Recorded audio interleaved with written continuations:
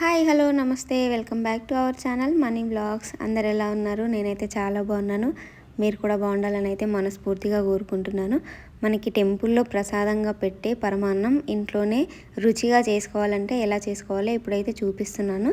వీడియోలోకి అయితే వెళ్ళిపోదాం, వచ్చేయండి. అందుకోసం అయితే నేను ఒక గ్లాస్ రైస్ అయితే తీసుకున్నా. ఇవి వచ్చేసి సన్న బియ్యమే అనమాట. నేనైతే ఒక గ్లాస్ బియ్యం తీసుకొని ఒక 2-3 సార్లు అయితే మంచిగా కడిగేసుకున్నాను. కడిగిన తర్వాత మనం ఏ గ్లాస్తో అయితే బియ్యం తీసుకున్నామో అదే గ్లాస్తో వాటర్ తీసుకోవాలి. అంటే ఒక గ్లాస్ బియ్యం తీసుకుంటే 2 గ్లాసుల నీళ్ళు అయితే పోసుకోవాలన్నమాట. తర్వాత వచ్చేసి ఇప్పుడు నేనైతే కుక్కర్లో వండుతున్నాను. అందుకోసమని మనం తీసుకున్న బియ్యము నీళ్ళు అన్నీ కూడా కుక్కర్లోకి వేసేస్తున్నాను అనమాట.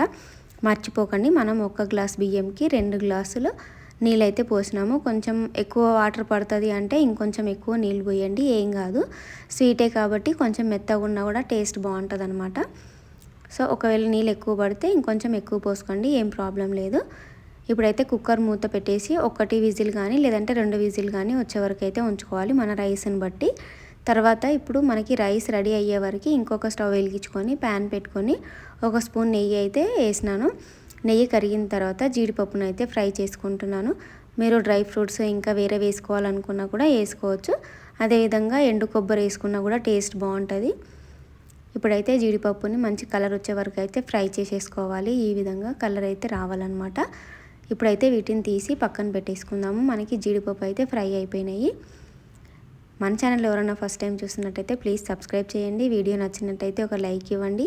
ఎవరికైనా యూజ్ అవుతుంది అనుకుంటే తప్పకుండా షేర్ చేయండి. పక్కనే ఉన్న బెల్ బటన్ని కూడా ఆన్ చేసి పెట్టుకోండి. నేను వీడియోస్ అప్లోడ్ చేయగానే మీకు నోటిఫికేషన్ అయితే వచ్చేస్తుంది. ఇప్పుడు తర్వాత వచ్చేసి నెయ్యి ఉంది కదా, దాంట్లోకి అయితే మనం కట్ చేసి పెట్టుకున్న బెల్లం అయితే వేసిన అనమాట.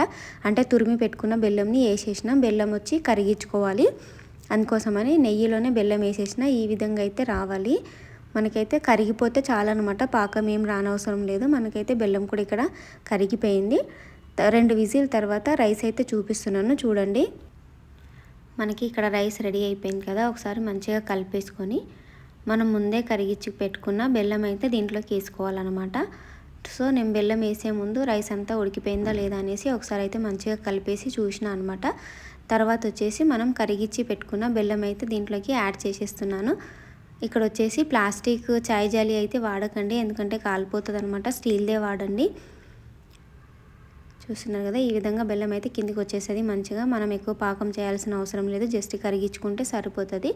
ఇప్పుడు ఈ సిరప్ మొత్తం అన్నంలోకి అయితే వేసేసుకోవాలి నీట్గా.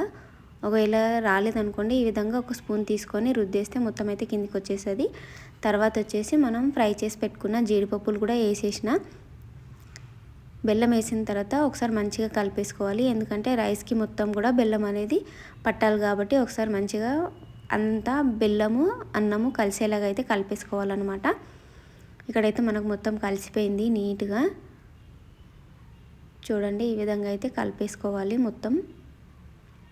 టేస్ట్ అయితే చాలా అంటే చాలా బాగుంటుంది అనమాట. తప్పకుండా మీరు కూడా ట్రై చేయండి. ట్రై చేసిన తర్వాత ఎలా వచ్చింది అనేది కామెంట్ బాక్స్లో అయితే తెలియచేయండి.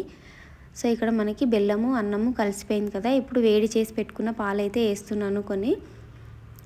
అంటే మీరు లూజు ఎట్లా ఉండాలి అనే దాన్ని బట్టి చూసి వేసుకోండి. మనం కొంచెం లూజ్గా ఉన్నప్పుడే స్టవ్ ఆపేసుకోవాలన్నమాట, ఎందుకంటే చల్లగా అయిపోయిన తర్వాత కొంచెం గట్టిగా అవుతుంది. ఇక్కడ వచ్చేసి ఇది స్టవ్ ఆన్ పెట్టుకొని చేస్తున్నాను అనమాట ఇదంతా కూడాను.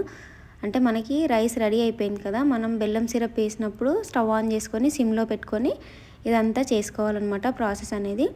ఇక్కడ పాలు వేసి కలిపేసుకున్న తర్వాత ఒక 2-3 యాలకులు అయితే తుంచి వేస్తున్నాను. మీరు కావాలి అంటే యాలకుల పౌడర్ కూడా వేసుకోవచ్చు. అదేవిధంగా కొంచెం సోంపుల పౌడర్ కూడా వేసుకోవచ్చు. టేస్ట్ అనేది చాలా బాగుంటుంది. చాలా తొందరగా అయిపోతుంది అనమాట, చేయడం కూడా అసలు టైం పట్టదు. చాలా అంటే చాలా తక్కువ టైంలో అయిపోతుంది. మీకు అందరికీ అయితే నచ్చిందని అయితే అనుకుంటున్నాను. మరి నచ్చినట్టయితే ఒక లైక్ అయితే ఇచ్చేయండి. వెళ్ళే ముందు మన ఛానల్ని సబ్స్క్రైబ్ చేసుకోండి. మరిన్ని ఇలాంటి వీడియోస్ మీరు చూడాలనుకుంటే తప్పకుండా సబ్స్క్రైబ్ అయితే చేయండి ఫ్రెండ్స్. Bye bye.